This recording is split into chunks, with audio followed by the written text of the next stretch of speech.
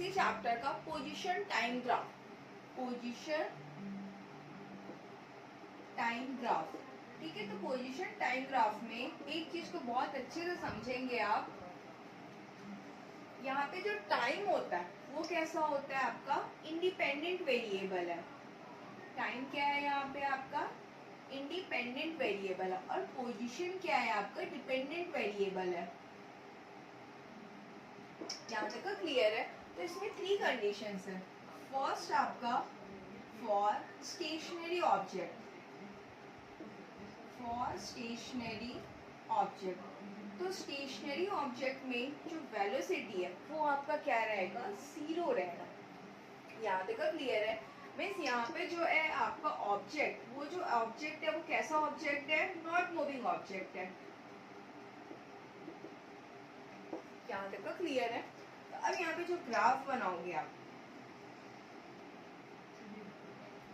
ये आपका यहाँ पे टाइम है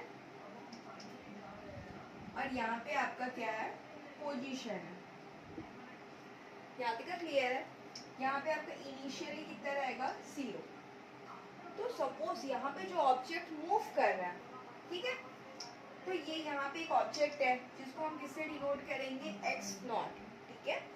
तो ये ऑब्जेक्ट यहाँ पे मूव किया, ठीक है, सेम टाइम में, फिर यहाँ से यहाँ गया, फिर यहाँ से यहाँ गया, तो टाइम तो आपका सेम ही है।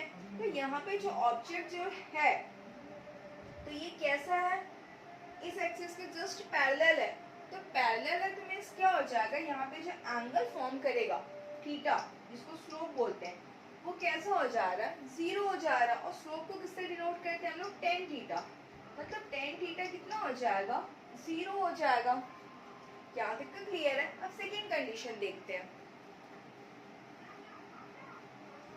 तो इसकी वेलोसिटी भी क्या हो जाएगी यहाँ पे 0, और जो यहाँ का जो पार्टिकल है वो पार्टिकल क्या है यहाँ पे पार्टिकल इज एट रेस्ट। कौन सी पोजीशन पे है रेस्ट पोजीशन पे। अब सेकेंड कंडीशन देखते हैं। अब यहाँ पर देखते हैं सेकेंड कंडीशन। सेकेंड कंडीशन क्या है यूनिफॉर्म मोशन, यूनिफॉर्म मोशन। तो यूनिफॉर्म मोशन में क्या रहेगा आपका, फर्स्ट हमने देखा था स्टेशनरी ऑब्जेक्ट जहाँ पे वेलोसिटी कितनी थी 0 थी।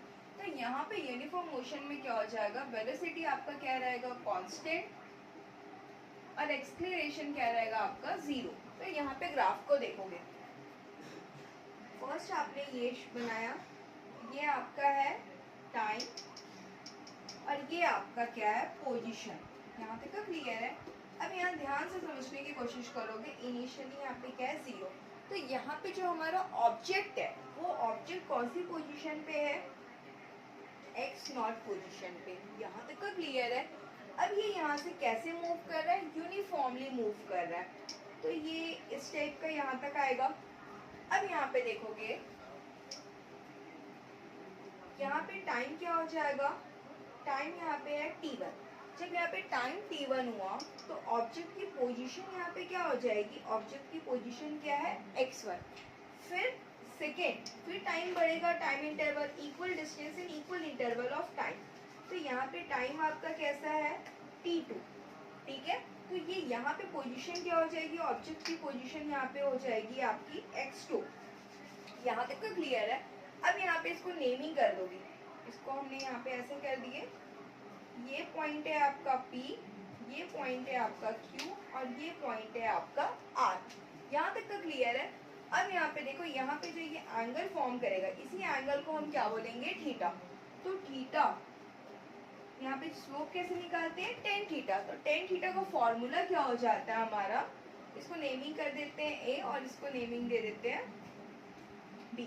tan theta is equal to perpendicular upon base. तो यहाँ पे परपेंडिकुलर क्या है हमारा QR और बेस क्या है PR।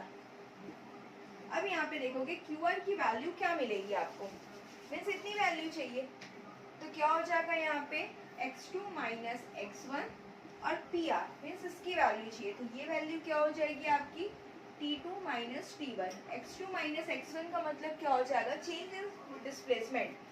चेंज इन डिस्प्लेसमेंट को किससे डिनोट, चेंज इन डिस्प्लेसमेंट। और T2 माइनस T1 मीन्स किसमें चेंजेस हो रहा है, टाइम में चेंजेस हो रहा है, चेंज इन टाइम। तो change in displacement upon change in time, इसी को हम क्या बोलते हैं, वेलोसिटी बोलते हैं। तो जब ऑब्जेक्ट कैसे मूव करेगा, यूनिफॉर्मली मूव करेगा, तो हमको यहाँ पे स्लोप tan थीटा किसके इक्वल मिल जाएगा, वेलोसिटी के इक्वल मिल जाएगा। यहाँ तक का क्लियर है। तो इसमें यहाँ तक का कंप्लीट करते हैं, नेक्स्ट वीडियो में फिर समझते हैं इक्वेशन ऑफ मोशन। ठीक है, तो फिर तब तक के लिए थैंक्स फॉर वॉचिंग, बाय।